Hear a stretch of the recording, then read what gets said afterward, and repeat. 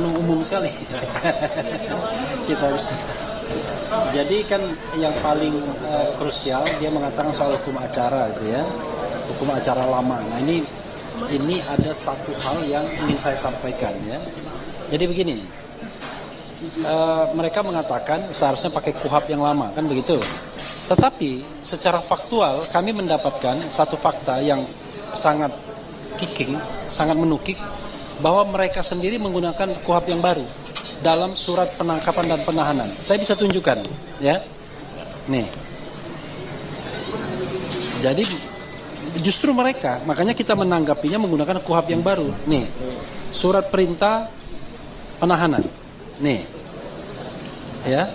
Nih, pasal 1 angka 14, angka 33, pasal 5 ayat 2, huruf A, pasal 10, pasal 40, pasal 60, pasal 89, pasal 99, pasal 100, pasal 101, undang-undang dan seterusnya. Undang-undang nomor 20 tahun 2025 tentang Kitab Undang-Undang Hukum Acara Pidana. Itu kuah baru. Telak ya ini, ya kan? Dan kemudian ini dalam surat perintah penahanan. Dalam surat perintah penangkapan sama. Nih. Jadi angka 2 nanti bisa dilihat. Nih. Menggunakan pasal 1 ya kan? Tunjukkan nanti. Ya. Nih. Pasal 1 angka 14 dan seterusnya, pasal 94, pasal 95, 96, 97, Undang-Undang nomor 20 tahun 2025 tentang Kitab Undang-Undang Hukum Acara Pidana. Karena itulah kami kemudian menanggapi berdasarkan surat penahanan dan penangkapan yang mereka buat. Kalau kita mau berdebat tentang hukum transisinya, jangan hanya baca pasal transisi 361 huruf A, baca juga huruf D. Memang debatable. Nah, huruf D itu dengan jelas mengatakan bahwa kalau sudah dilimpahkan menggunakan undang-undang ini. Nah, sekarang pertanyaannya, mereka menggunakan 361 ayat 1, huruf A. Kita menggunakan dua hal. Surat penangkapan mereka, surat penahanan mereka, dan pasal 361 huruf D. Mana yang lebih kuat? Masa kita menanggapi berdasarkan yang tidak mereka tulis? Oke? Itu. Ini dari jawaban, dari jawaban yang tadi disampaikan oleh pihak Polda Metro Jaya, kami melihat memang tidak ada konsistensi argumen hukum ya. Pada surat perintah penangkapan dan penahanan, mereka merujuknya pada KUHP yang baru. Ya.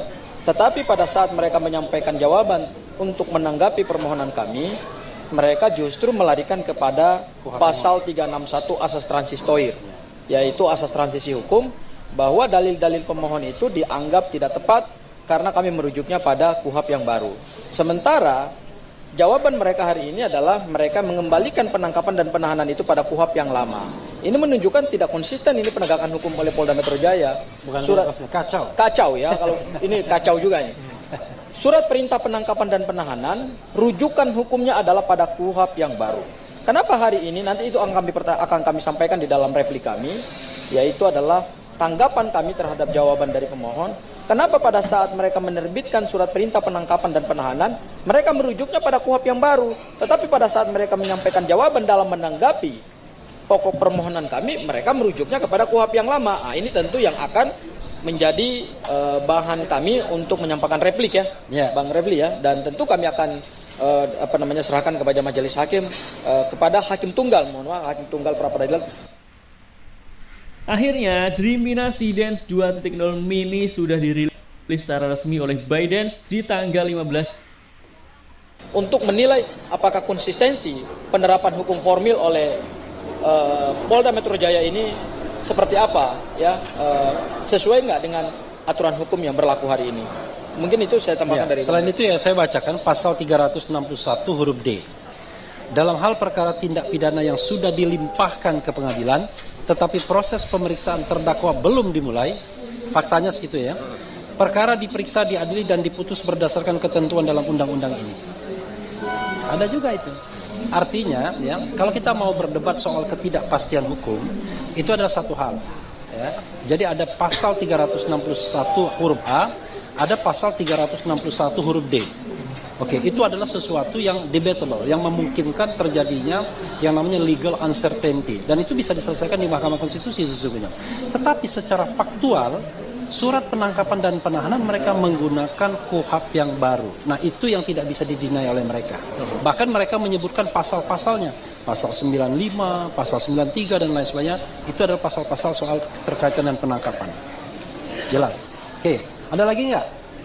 Ya. Petitum tidak ada izin penahanan dari pengadilan, sedangkan tadi pihak Polda Metro Jaya bilang ada izin dari pengadilan negeri. Oke, itu kan bagian dari pembuktian. Nanti kita akan buktikan. Jadi kan step-stepnya adalah pertama kita lihat ada nggak izin dari pengadilan tersebut. Kemudian kalau ada izin, kedua, kalau memang ada izin, apakah kemudian ditunjukkan dengan cara yang proper? Nah, itu dalam proses pembuktian nanti. Jadi ada step by stepnya. Oke ya, oke apa lagi? Saksi yang di rumah Mas Ade, apakah benar ada? Ya ada dong, masa nggak ada? Jadi kita itu akan bagian dari nanti proses pemeriksaan saksi, ada ahli, nanti juga ada pembuktian, ada bukti-bukti.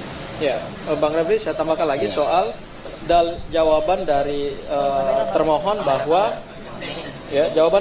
bahwa upaya untuk masuk dalam rumah pemohon telah mendapatkan izin dari yang punya rumah, ya itu nanti kami buktikan dalam persidangan, ya bahwa memang ada larangan dalam rumah itu supaya termohon itu tidak boleh memasuki ruang-ruang tertentu. Memang itu ada.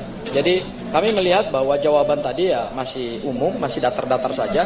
Kita akan buktikan dalam pembuktian besok. Ya akan ada saksi yang melihat, mengalami, ya kemudian juga bisa memberikan keterangan yang terang bagi hakim pra peradilan. Gitu, Bang. Oke, ada tambahan lagi? Cukup. Oke, ya udah. Ya, ini tambahan dari saya. Jadi yang pertama adalah Assalamualaikum warahmatullahi wabarakatuh. Waalaikumsalam. Ya, yang pertama adalah benar tadi apa yang dikatakan Pak Refli Harun dan juga Pak Abdul Ghafur Sangaji dan juga beberapa kuasa hukum saya yang lain ya. Jadi soal formalnya. Jadi formalnya adalah penggunaan KUHP yang baru atau KUHP yang lama. Tadi jelas betul sudah ditunjukkan oleh Pak Refli bahwa dalam surat yang disebut surat penangkapan dan juga surat penahanannya adalah itu tertulis jelas pasal-pasal yang digunakan dalam KUHP yang baru. Jadi dan di situ tadi ketika saya pun juga kaget ketika kemudian kok balik lagi ke KUHP yang lama, padahal itu jelas-jelas ya. Dan secara detail secara hukumnya tadi sudah jelas. Dan besok pagi ya itu memang akan ada saksi yang juga kami hadirkan dan itu akan jelas akan membantah apa-apa yang tadi telah disampaikan. Termasuk mereka menghindar dari satu syarat yang sangat penting. Bukan hanya satpam. Yang paling penting itu adalah ada perwakilan dari penduduk setempat. Itu tidak ada sama sekali. Ya, jadi perwakilan RT RW tidak ada. Ya, dan itu sudah pasti. Dan saya sudah juga langsung menanyakan pada hari H, adakah surat yang ada ke sana dan kalaupun ternyata tiba-tiba ada, saya bisa pastikan 99,9% itu adalah palsu atau itu backdate ya. Karena saya juga masih menyimpan chat yang menyatakan kalau chat istri saya ya, karena waktu itu saya ada di dalam kemudian ada di rumah sakit maksudnya.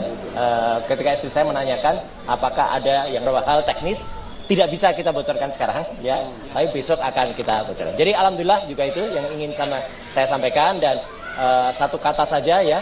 Kalau karena kemarin ada banyak pertanyaan ya. Siapa inisial CS itu? Ya gitu. CS itu adalah Christophorus Suhadi. Ya, CS itu Christophorus Suhadi. Dan satu kata yang bisa saya sampaikan kepada Christophorus Suhadi itu adalah apa? Ya. Nah, ini.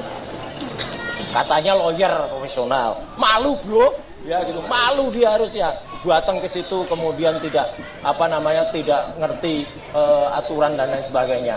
Dan supaya nggak malu lagi, ya kita mainkan wayang saja. Umi gonjang aja. Ya, tunggu. Wayangnya itu akan seru karena ada yang menarik-narik. Wah, katanya ada gugatan ke Werkudara atau Bima, ya.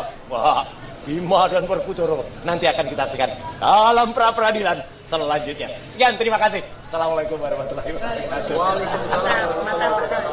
Cukup ya? Cukup ya? Cukup. Oke, cukup. Ya, kita mau kerja dulu. Ya. Jam 2 nanti di Ya, jam 2 nanti ya.